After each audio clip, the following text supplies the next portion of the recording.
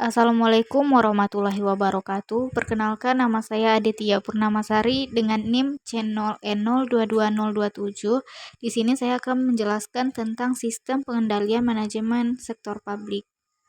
Yang pertama, latar belakang. Sistem pengendalian manajemen dalam sektor publik merupakan kerangka kerja yang digunakan oleh entitas publik untuk memastikan bahwa tujuan organisasi tercapai dengan efisien dan efektif.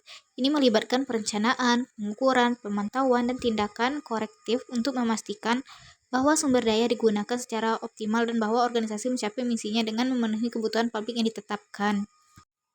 Yang pertama yaitu pengertian sistem pengendalian manajemen sektor publik.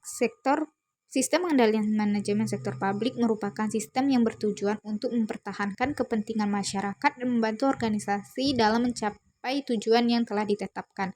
Sistem ini memiliki fungsi penting dalam mengendalikan strategi organisasi, mengendalikan proses, mengendalikan sumber daya, dan mengendalikan hasil. Yang berikutnya adalah beberapa komponen utama dari sistem pengendalian manajemen sektor publik.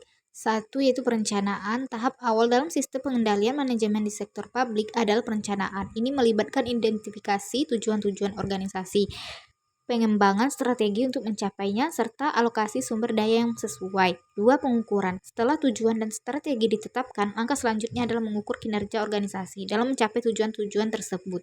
3. Pemantauan. Pemantauan kinerja adalah proses yang berkelanjutan dalam sistem pengendalian manajemen sektor publik. 4. Ada pengendalian. Pengendalian adalah langkah-langkah yang diambil untuk mengoreksi atau menyesuaikan kinerja organisasi jika penyimpangan dari rencana atau tujuan yang telah ditetapkan. 5. Pelaporan. Komunikasi yang efektif tentang kinerja organisasi kepada pemangku kepentingan internal dan eksternal merupakan bagian penting dari sistem pengendalian manajemen sektor publik. 6. Evaluasi. Evaluasi adalah proses peninjauan dan penilaian terhadap efektivitas sistem pengendalian manajemen itu sendiri. Yang kedua, ada fungsi sistem pengendalian manajemen sektor publik.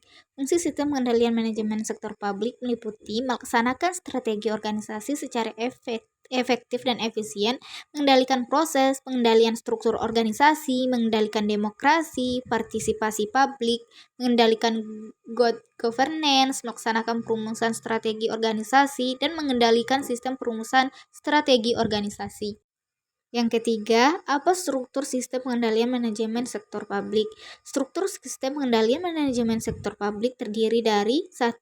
Pusat tanggung jawab. Pusat tanggung jawab dipimpin oleh manajer yang bertanggung jawab pada kegiatan anggotanya. 2. Hubungan antara pusat tanggung jawab. Hubungan antar pusat tanggung jawab ini disebut struktur sistem pengendalian manajemen atau SPM.